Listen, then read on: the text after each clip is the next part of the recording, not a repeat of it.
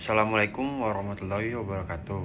Saya Muhammad Faith Samal Madani, tugas mata kuliah Pasar Modal, mahasiswa Prodi Manajemen Universitas Al-Azhar Indonesia. Pada kesempatan kali ini, saya akan menyampaikan materi mengenai prospek investasi pada pasar modal syariah. Pasar modal syariah merupakan bagian dari pasar modal Indonesia yang beroperasi dengan prinsip Islam, yaitu menghindari riba, gharar, dan masyir. Investasi di pasar modal syariah tidak hanya menguntungkan secara finansial, tetapi juga memberikan ketenangan karena sesuai dengan prinsip halal. Latar belakang pasar modal syariah. Yang pertama, pasar modal syariah di Indonesia mulai berkembang sejak diterbitkannya Jakarta Islamic Index atau JII pada tahun 2000. Indonesia sebagai negara dengan populasi muslim terbesar di dunia memiliki potensi pasar syariah yang sangat besar. Berdasarkan data KSEI, jumlah investor syariah meningkat drastis dari hanya puluhan ribu pada tahun 2017 menjadi lebih dari 170 ribu investor pada tahun 2024. Pemerintah, OJK, dan Bursa Efek Indonesia terus melakukan edukasi serta menjadikan platform digital untuk memudahkan akses investasi syariah. Instrumen investasi pasar modal syariah. Yang pertama tuh saham syariah. Saham yang sudah memulai proses seleksi dan memenuhi prinsip syariah. Terdaftar dalam Jakarta Islamic Index atau JII atau Indeks Saham Syariah Indonesia atau ISSI. Yang kedua tuh sukuk. Sukuk tuh obligasi syariah. Yang pertama, instrumen pendapatan tetap yang aman karena dijamin pemerintah atau perusahaan besar. Yang kedua, imbal hasil bersifat tetap, cocok untuk investor konservatif.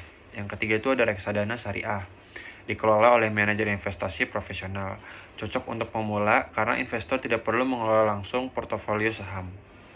Yang keempat itu ada ETF syariah atau Exchange Traded Fund. Gabungan konsep reksadana dan saham bisa diperdagangkan di bursa secara real time. Prospek dan potensi.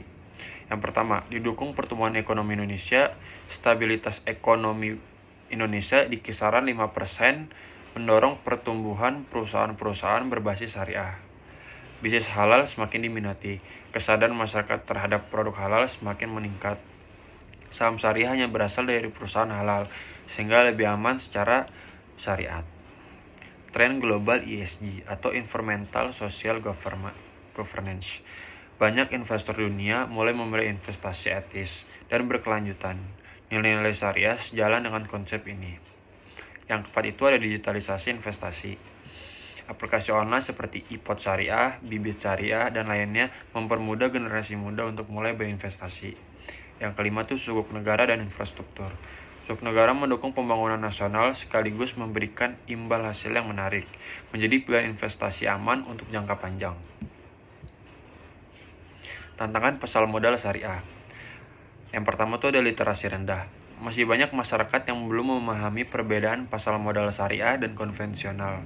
Yang kedua itu fluktuasi pasar global.